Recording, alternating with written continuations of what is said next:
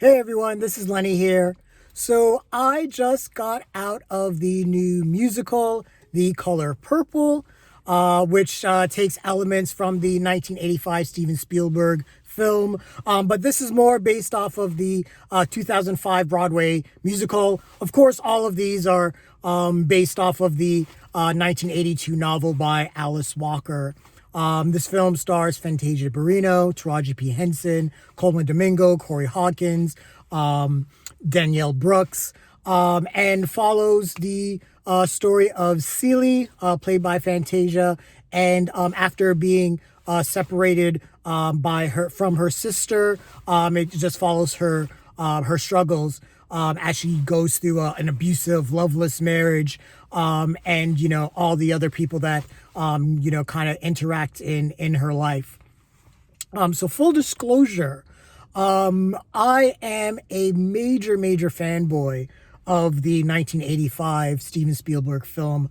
By this point in my life, I was gobbling up everything cinema, especially anything Steven Spielberg, and The Color Purple is just one of those seminal films of my life. I even remember, I was even watching Siskel and Ebert by this time, and I even remember the Siskel and Ebert If We Chose the Oscars episode, and I think, if I remember, I think they both picked The Color Purple to win Best Picture, and I think specifically they both also picked Whoopi Goldberg to win for Best Actress if they chose the Oscars. But that's, like I said, that's just for a little bit of context, just so everyone knows that I'm really aware of the story and everything like that. But this was directed by Blitz Bazawule, choreographed by Fatima Robinson, and I guess really the first major thing a lot of people are going to want to know is this as good as the 1985 movie? No. But that is okay because this is still fucking fantastic, especially the music. Jesus God. The music in this movie is tremendous.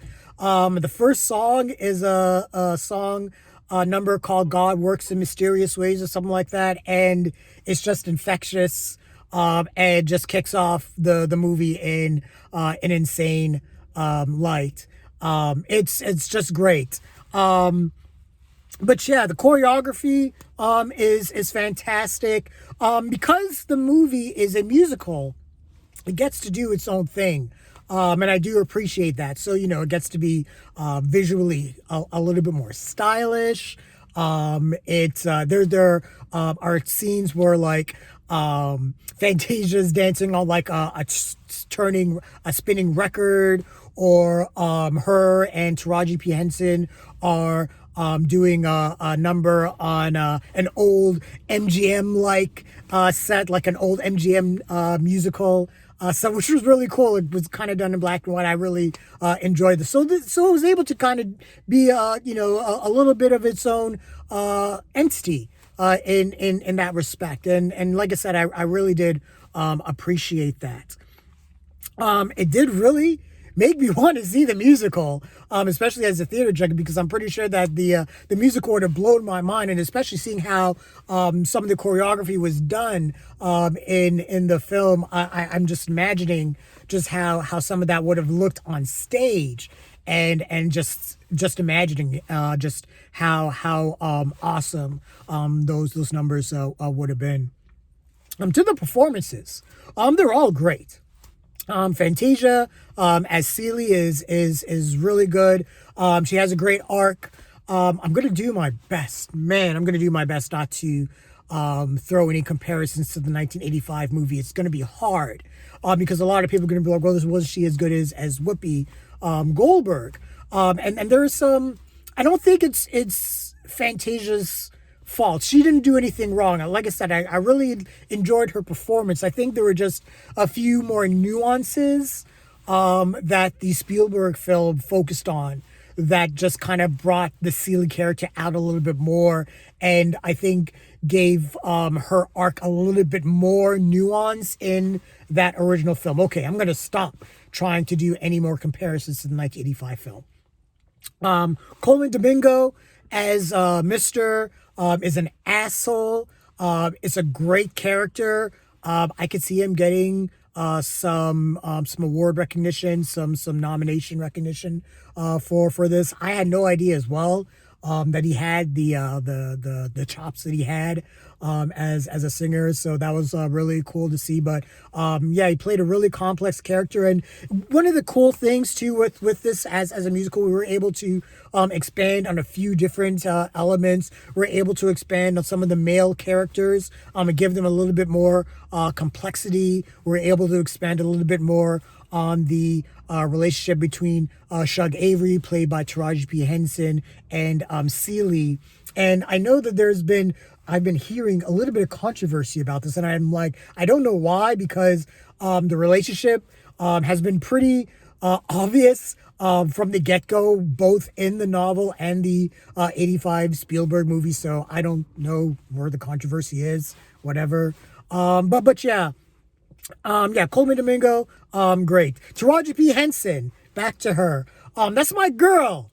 Anything she's in, I'm gonna watch. She's the best thing that's ever happened to Tyler Perry.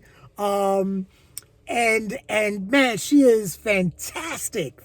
She's the one element that I believe improved over the Spielberg movie, because she is phenomenal. And man, she could sing. And I knew this from Hustle and Flow. And I can see her getting a nomination from this. She is tremendous. Man, and the two other performances that I didn't see coming at all. One, Corey Hawkins.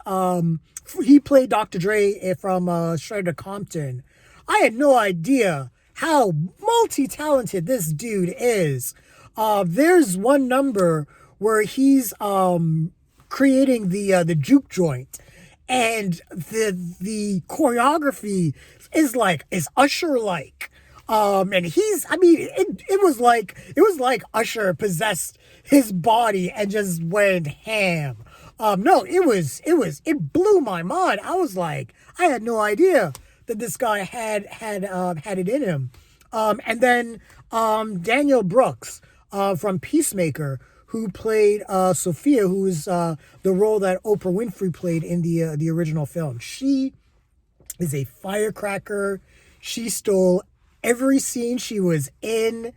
The relationship between her and Corey Hawkins, he plays Harpo, was great to see. I actually enjoyed that a little bit more than in the movie, again, just because Danielle Brooks is phenomenal from her entrance, and it's plays the same way as again, I'm trying not to compare to the 1985 version, but it plays the same beats as the Oprah Winfrey entrance as Sophia. But man, it's just dynamic, and it's boisterous and loud, and she's just, it's great. And seeing all of the relationships, the interplay between all of these actors and characters, again, the relationship between Celie and Shug Avery, was great, and seeing that grow. Seeing the relationship between Celie and Sophia was great, and there's a great dramatic moment that happens where Sophia really has to lean on Celie. And that's a really great a moment that plays out in the film. Again, like I said, some of the more weightier moments in this film don't hit as hard. Again, I'm trying not to compare it to the 85 movie, but I want to make this point because I think because the movie is a musical. A lot of the emotional weight is carried through the music and not really through a lot of the interpersonal acting that we would see in the 85 film. So I think because of that, some of the weightier moments from the original film don't hit as hard. They still hit well, but like I said, it just doesn't hit as much as I would have anticipated, I guess. But they still hit hard. The audience I saw the movie with was about 3/4 full. It was a pretty close to packed audience, and they had a hell of a time, especially when Danielle Brooks was out. They were hollering every time she was out. She has some of her musical numbers, and yeah, it's just absolutely outstanding. There's a cute cameo. I'm not going to spoil it. But as a fan again of the 1985 movie, it's definitely appreciated. I was kind of like looking around thinking, oh, is Lawrence Fishburne maybe going to make an appearance? He doesn't, which was sad. Whatever. It's all good. But yeah, this was a super entertaining film. Definitely going to get some Oscar love. I could definitely see that happening.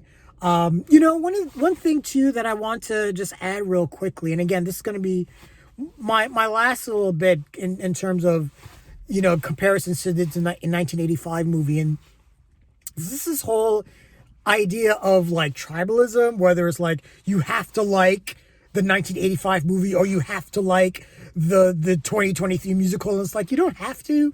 You can like either or. You can find enjoyment from both. There are things to enjoy from both aspects of each film. We don't have to be like really tribalist about those kind of things. That's just how I feel anyways. I just want to just throw that in there. But I mean, this was just a really great, enjoyable sit. Highly recommended. But that is how I felt about The Color Purple. How did you guys feel about the film? Share your thoughts, leave your comments, like the video, subscribe to the channel, and don't forget to hit that bell icon so you can get notifications as well. Thanks a lot, everyone. Take care.